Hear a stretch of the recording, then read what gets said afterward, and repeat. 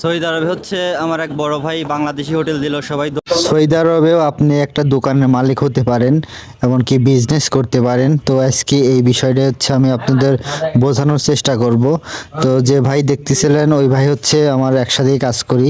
তো হচ্ছে বড় ভাই হচ্ছে একটা দোকান দিছে দিছে বলতে দিচ্ছে। তো এখানে আগে বার্গার শপ ছিল, তো ওই বার্গার শপের যে সাইনবোর্ড এটা হচ্ছে উঠানো ফেলা হচ্ছে, কারণ এটা না উঠাইলে পরে সবাই ভাববে যে এটা হচ্ছে বার্গার শপ। এই জন্য হচ্ছে এটা উঠানো হবে। আর এই কাজগুলো করতেছে এক হচ্ছে বাংলাদেশি আর ইন্ডিয়ান ভাই মিলে। তো সৌদি আরবে হচ্ছে এই কাজগুলো অনেক রিস্কের কাজ, আর হচ্ছে দেখেন কত উপরে উঠছে, আর অনেক টাকা আছে এই কাজের।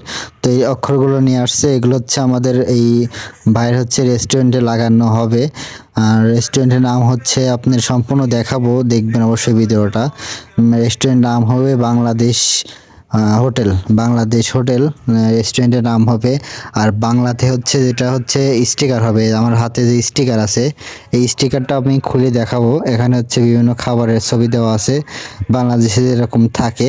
তো সৌদি আরবে হচ্ছে এই ভাই হচ্ছে আমরা একসাথে কাজ করি, বড় ভাই আমাদের কোম্পানিতে চাকরি করে, পাশাপাশি হচ্ছে একটা দোকান দিচ্ছে।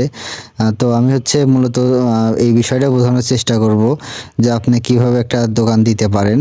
দেখেন এটা হচ্ছে একটা দোকান, এই দোকানে হচ্ছে মূলত বাংলাদেশি খাবার হবে, তৈরি হবে। তো আশেপাশে বাংলাদেশি দোকান নাই, তো এই জন্য হচ্ছে এই বুফেটা দেওয়া হচ্ছে এখানে। ইনশাল্লাহ সবাই দোয়া করবেন ভালো যেন একটা ব্যবসা হয়। বড় ভাই অনেক আশা নিয়ে দিচ্ছে দোকানটা। আর হচ্ছে আমিও আসছি আজকে, আমার নিয়ে আসছে যে চলো যাই আমার দোকানে, তো এই জন্য আসছি। তো এটা হচ্ছে দেখেন রাইটিং হবে ভিতরে, তো লাস্টে রাইটিংও দেখতে পারবেন কিভাবে জলে কত সুন্দর লাগতেছে।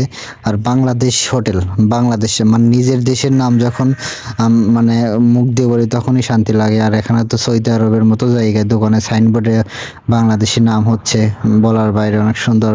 এটা ভালো লাগতেছে অবশ্য।